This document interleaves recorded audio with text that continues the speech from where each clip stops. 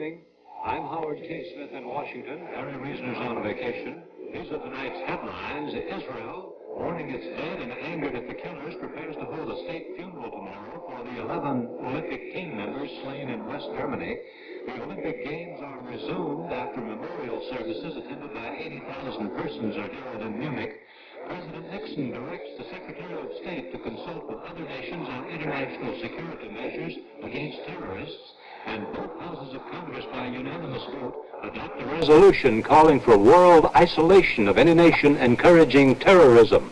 Reports tonight from Lou Chaffee on the violent climax of yesterday's Arab terrorism at the Olympics, Peter Jennings on the memorial services in Munich for 11 murdered Israelis, Ted Koppel on the State Department's initiative towards international action against terrorism, Frank Reynolds on Senator McGovern's meeting with a group of Los Angeles rabbis, David Snell on fun and work at the Southern Governors Conference, and tonight's comment on the nature of Arab terrorism.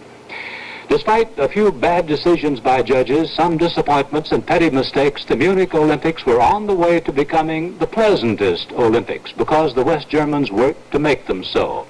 Today, one observer gave them a new name, the Bloody Olympics.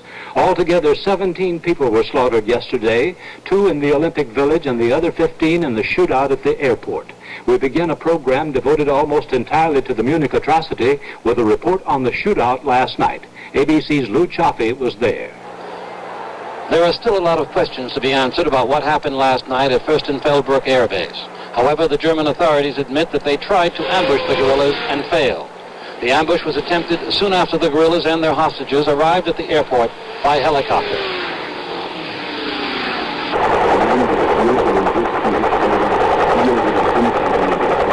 There they were supposed to have boarded a German jetliner for a flight to an Arab nation. The German government says it was convinced that this would have meant certain death for the Israelis, and the decision was made to try to either disable or kill the guerrillas at the airport. They admit that police sharpshooters opened fire first. The guerrillas who were not hit then opened fire on the hostages.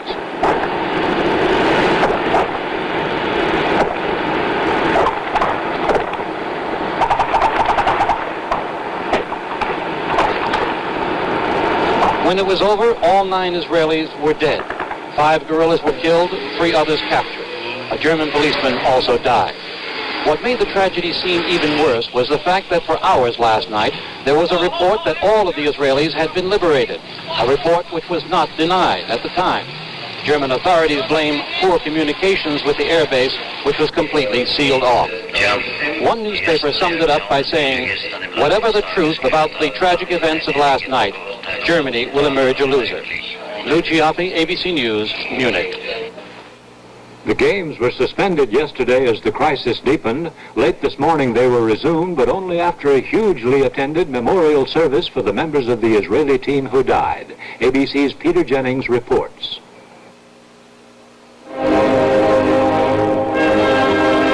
most days, the stadium holds 80,000 eager track and field fans. Today, instead, they came to a memorial service, an hour of memory for 11 fellow athletes from Israel, slain yesterday during an abortive attempt by Palestinian guerrillas to gain the release of Arabs held prisoner in Israel. The Munich Philharmonic chose Beethoven's Eroica Symphony with which to begin. The surviving members of the Israeli Olympic team. Tomorrow, they will return home. Representatives from almost all of the 122 countries participating here.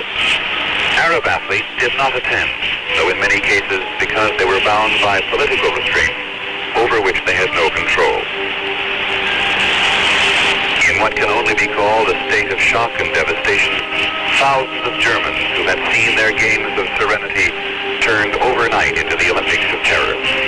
It fell to the Israeli team's chief delegate to offer a slim hope that the games could be serene again sometime in the future. I should like to solemnly confirm here that the athletes of Israel will continue to participate in the Olympic competitions in a spirit of brotherhood and fairness, despite this abominable crime. It is in deep sorrow that the Israeli delegation leaves the Federal Republic of Germany today. After the President of Germany spoke, Avery Brundage, the President of the International Olympic Committee, echoed what was really the majority sentiment here. We have only the strength of a great ideal. I'm sure the public will agree that we cannot allow a handful of terrorists to destroy this nucleus of international cooperation and goodwill. The games must go on. 10 days ago, when the 20th Olympiad began, this stadium was a riot of color, proud and beaming faces from around the world. As the Munich Philharmonic concluded with the Egmont Overture by Beethoven, hearts and minds today were heavy with the thought that something was wrong with mankind. Peter Jennings, ABC News, at the 20th Olympiad. Munich has the well-earned reputation of being one of the most pleasant and pleasure-seeking cities in Germany, or indeed in the world. That's why the Germans wanted the Olympics there, to soften the memory of Hitler's Iron Olympics of 1936 in Berlin. Yesterday's events left a pall, but it won't last. ABC's Lou Chaffee again. A lot of the spirit has obviously disappeared from these Olympic Games, but the form at least is continuing. The official 24-hour period of mourning has ended, and the athletes moved out of Olympic Village to the various training and playing fields. Although the Egyptian team, and naturally the Israelis, have withdrawn from the Games, there's no indication that any of the other nations plan to leave. They apparently have all decided to abide by the ruling of the International Olympic Committee that the Games should not be stopped. Most of the athletes agreed, and certainly most of the people of Munich who've been working for this event so hard and for so long. In the city of Munich itself, all of the flags are flying at half-mast, and many of them are hung with black bunting. The newspaper headlines tell of the shocking events of the past 24 hours. In front of stores, small crowds gathered to watch TV sets during the commemorative ceremony that was held today in the Olympic Stadium. And while the people of Munich were obviously shocked and saddened by what happened, that feeling is slowly beginning to wear off. The sidewalk cafes were crowded today as people took advantage of a bright sun that shone down on the city. Tourists walked through the main square sightseeing and taking pictures. And even the scalpers were back on the streets with their assortment of tickets to Olympic events that were going for 5 and even 10 times the regular admission price. Lou Chaffee, ABC News, Olympic Village. Israeli reaction to the killings, that and other stories in a moment.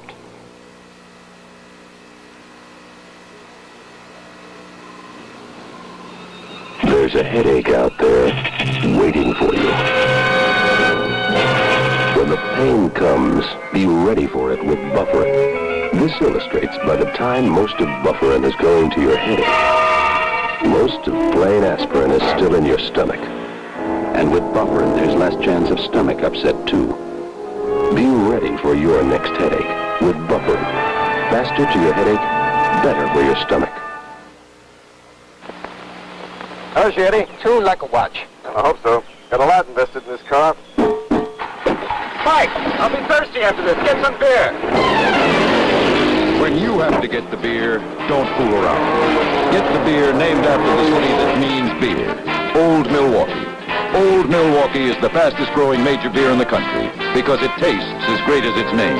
Oh, Milwaukee beer. Most of the non-Arab world was still expressing shock today over the Munich massacre. Even Jordan, for the second day straight, denounced the action, saying, quote, "It was an ugly crime which has served to destroy the Arab cause." In Israel, Prime Minister Golda Meir expressed her government's appreciation for West Germany's action in trying to free the Israeli victims. Even so, in Tel Aviv, there were protest demonstrations outside the West German embassy. Associated Press reported late today that Israel has asked the United States to withdraw from the remainder of the Olympics in protest against the decision to continue the competition. There was no immediate word of response. One of the victims of the Munich attack was David Berger, a native of Cleveland, Ohio, who was a member of the Israeli weightlifting team. We have a report from Bill Baker of WEWS-TV, Cleveland. Flags in Cleveland and the entire state of Ohio were ordered to half-staff in honor of 28-year-old David Berger. The Jewish athlete grew up in the affluent Cleveland suburb of Shaker Heights. He moved to Israel 3 years ago, according to his parents, in order to find the reality of life. David had dual citizenship. His boyhood room is filled with trophies and mementos of his weightlifting skill. David's father, Dr. Benjamin Berger, met briefly with reporters after an all-night vigil of television reports and overseas phone calls that eventually brought the news of his son's fate. After a great deal of soul-searching, Dr. Berger held the German government responsible for not adequately protecting the athletes. I think the initial security in the village was poor. They didn't supply the security necessary, and I think that the Israelis depended in large part on the German government for their own security. It certainly was an error. Dr. Berger does not believe in an eye for an eye and does not wish for more violence. I think what I really hope is that the Israeli government doesn't take specific actions. I feel that anybody needlessly killed in any type of war is crime, and I see nothing gained by the Israeli government assuming reprisals against Lebanon or Syria or Egypt. I think absolutely nothing would come of that. Dr. Berger feels the Olympic Games must continue so the disruptive goals of the Arab guerrillas are not achieved. For ABC News, this is Bill Baker in Shaker Heights, Ohio.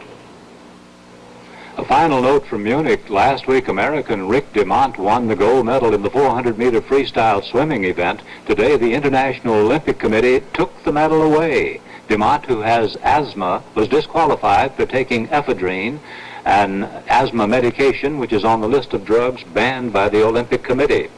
In the U.S., President Nixon today ordered tighter security for Israeli citizens in this country and for others who might be the targets of Arab terrorists. The White House refused to discuss what specific measures will be taken, but the executive machinery is already in operation. ABC diplomatic correspondent Ted Koppel reports. The administration's eagerness to demonstrate decisive reaction took a variety of forms. A uniformed subsidiary of the Secret Service was instructed to strengthen security measures around the Israeli, West German, and several Arab diplomatic missions. But the United States is still struggling with the much more complex question of how to translate diplomatic outrage into effective international action.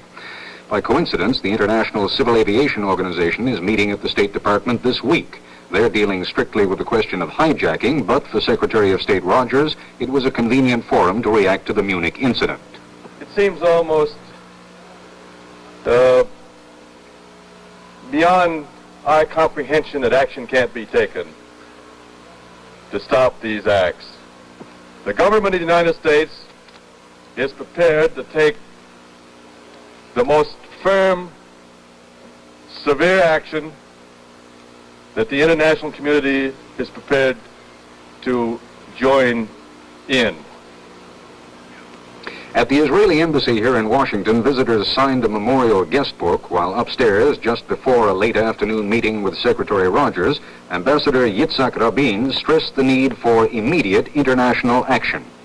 I believe that there are enough free democratic countries that can find effective means to bring home to those individuals, to those organizations, to those countries that still offer freedom of action to these insane terrorists, and to make it clear to them in practical terms that unless they do something, they are going to suffer. For the Israelis, the alternatives are limited. If they are to refrain from reprisal, they must be reasonably confident that their restraint won't be interpreted as a sign of weakness. And unless the rest of the world is willing to back its rhetoric with action, the Israelis will be left to their own devices again. This is Ted Koppel, ABC News, outside the Israeli embassy. I'll have more news in a moment.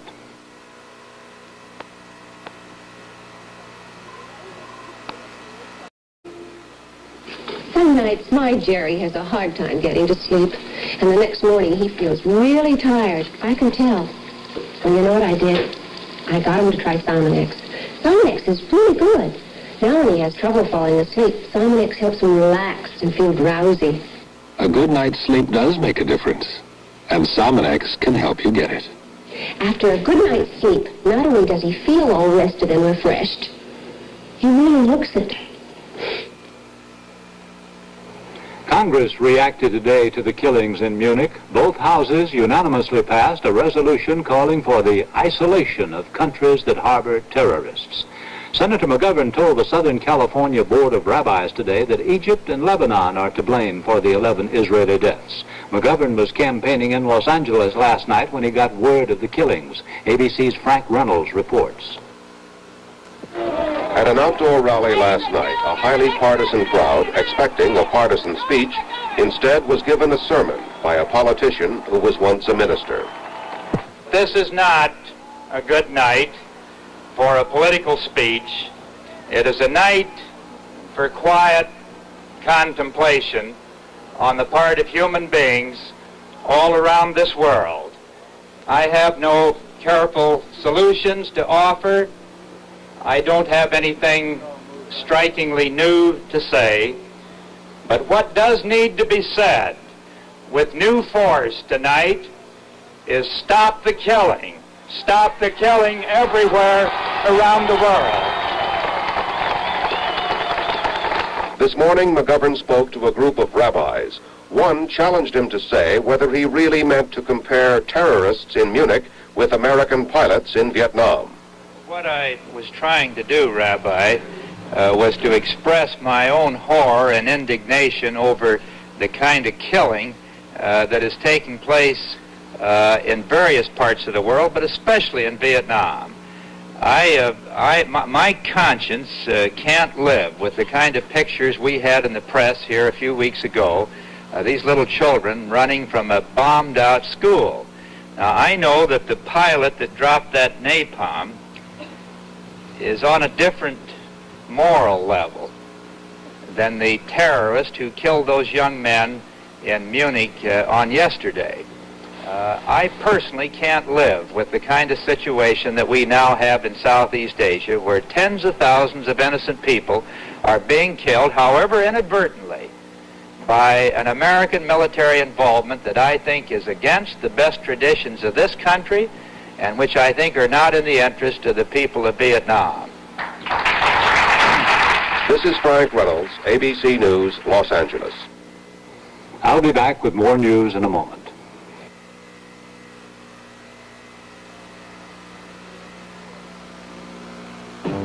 Four beautiful new cars from Subaru. The two-door sedan, the new four-door, the station wagon, and the Subaru GL Coupe. Every Subaru has front-wheel drive and rack and pinion steering.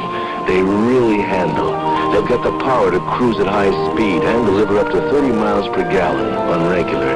Subaru, for people who know all about imports, for people who never considered one.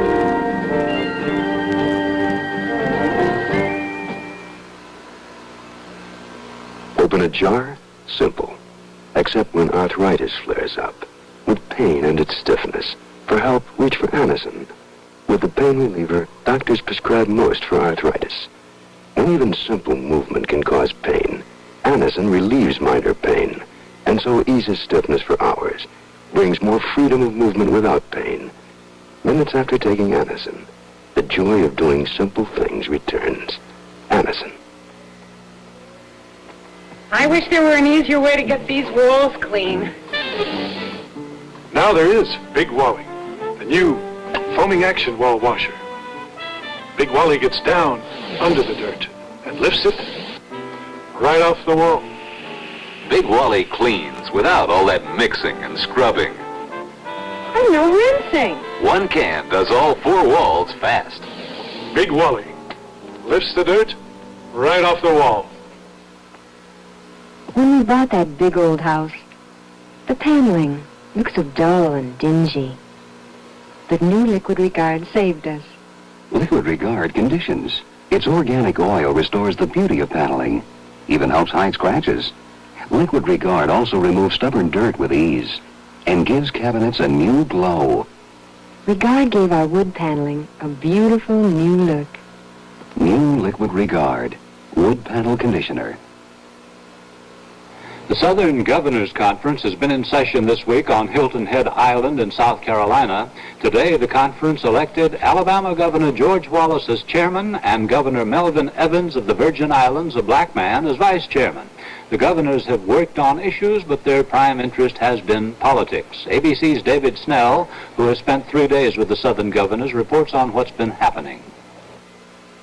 In their work sessions, the governors discussed such things as land use and law enforcement, environment and education. But most of their time was taken up with play and a bit of politics.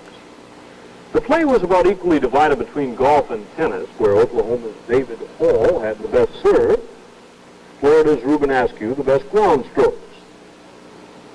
Politically, attention was focused on the presidential campaign by the appearance Sunday night of Senator George McGovern. He had come, he said, to renew acquaintances, which he did in private before talking to newsmen. I didn't ask for any commitments. No one said they wouldn't endorse me either.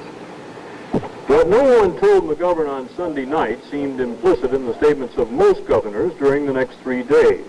A few did promise support, but none predicted the senator would win a southern state. We're in the South, and I'm informed and comfortable with listening to the informed people. The senator's in trouble in the South, in deep trouble. It's very difficult to say right now what's going to happen on November 7th. I don't think there's any question but what the gap's going to be closer than it was that it's showing in the polls right now. It's a tremendous gap to close, though. I think it's highly unlikely that Nixon could lose any of the Deep South states. Alabama's George Wallace, eliminated from the presidential sweepstakes by a bullet in Laurel, Maryland, declined to predict or endorse, but indicated he would, or at least might. I'm sure that I'll take a position. Of course, the position might be that I won't take a position, you know, but... The man most happy with the vibrations here this week was the president's top advisor on Southern politics, Harry Dent. Well, they haven't been jumping on the McGovern bandwagon, and for one prime reason. They can't find anybody in the South, particularly, who is for George McGovern. It's a very unpopular thing to do. It would be kind of a kamikaze suicide mission to get out front of the George McGovern bandwagon, because it isn't going anywhere in the South. The political bandwagon that does seem to be going somewhere in the South, or at least its first trumpet, descended on Hilton Head last night. Vice President Agnew exuding confidence but refusing to proclaim the South in the Republican bag. George McGovern says that he intends to wage a national campaign, that he has not written off the South. But the word from this conference is that with only a few exceptions, the governors have written it off for him, that most of them intend to watch the national campaign from the safety of the sidelines. David Snell, ABC News, Hilton Head, South Carolina. I'll have more news in a moment.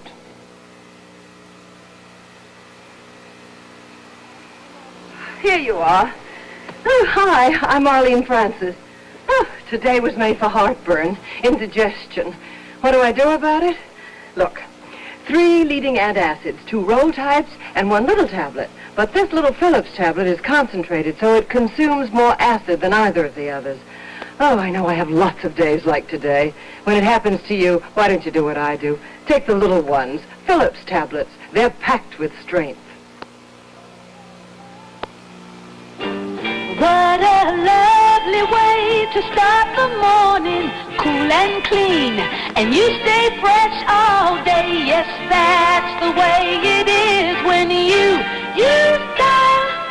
Aren't you glad you use Dial? Don't you wish everybody did? Aren't you glad you use Dial? In other news, there was heavy fighting in 3 areas of South Vietnam today between government and communist troops. South Vietnamese forces continued their slow, difficult drive to oust North Vietnamese troops from a bunker complex in Quang Tri. 100 miles to the south, communist troops overran a strategic hill 10 miles from the Quay San Valley. That valley is the gateway to Da Nang.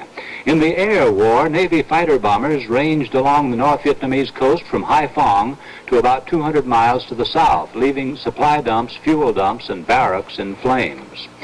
Iceland, in an effort to protect its cod fishing industry, has expanded its ban on foreign fishing boats from a 12-mile limit offshore to 60 miles offshore. British and West German boats, who have for a long time fished in waters now off limits, have defied the ban. Yesterday, an Icelandic Coast Guard boat cut the trawler lines of a British boat, and the British ambassador protested. Today, Iceland rejected the protest. So far, the Icelanders have shown restraint in that they have not carried out threats to board offending foreign vessels and to arrest the crews. In Santiago, Chile today, police used nightsticks, tear gas, and water cannon to break up fights between police and high school students protesting against the left-wing government of President Allende. Last night, in a major policy speech, Allende said that Chile would be wrecked if his government's overthrown. I'll have tonight's comment in a moment. If men were all the same and all they wanted was a really well-built shoe for the lowest possible price, we'd have it easy at JCPenney.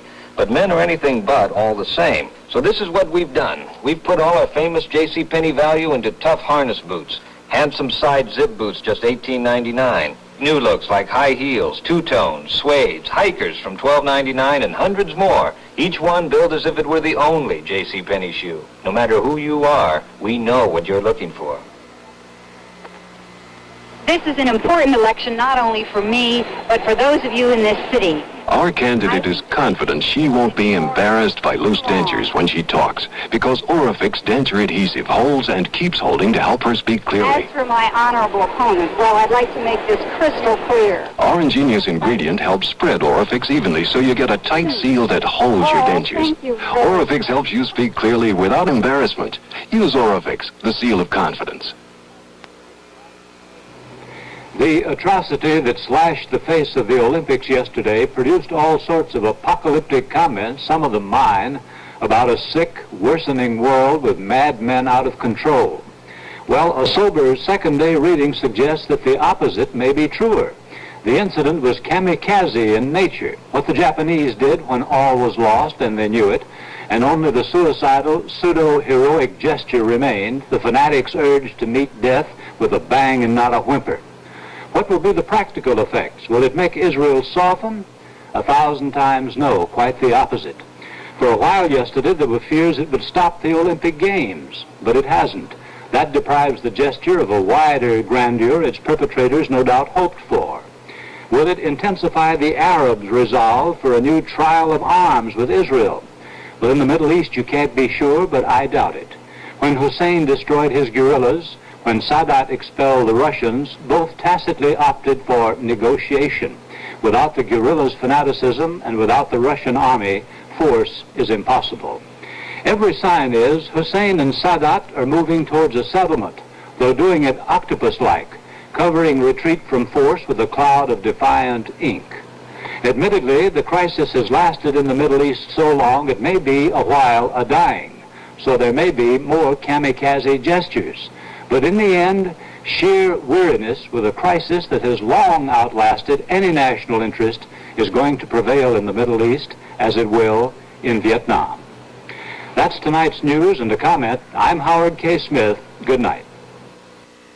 School's open. The Nashville Middle Tennessee Automobile Club and WSIX urge you to drive carefully. WSIX, the community-minded station. The High Chaparral traces the adventures of the Cannon family in their struggle to maintain a cattle ranch. Weeknights at 10 on Channel 8. Here in Nashville.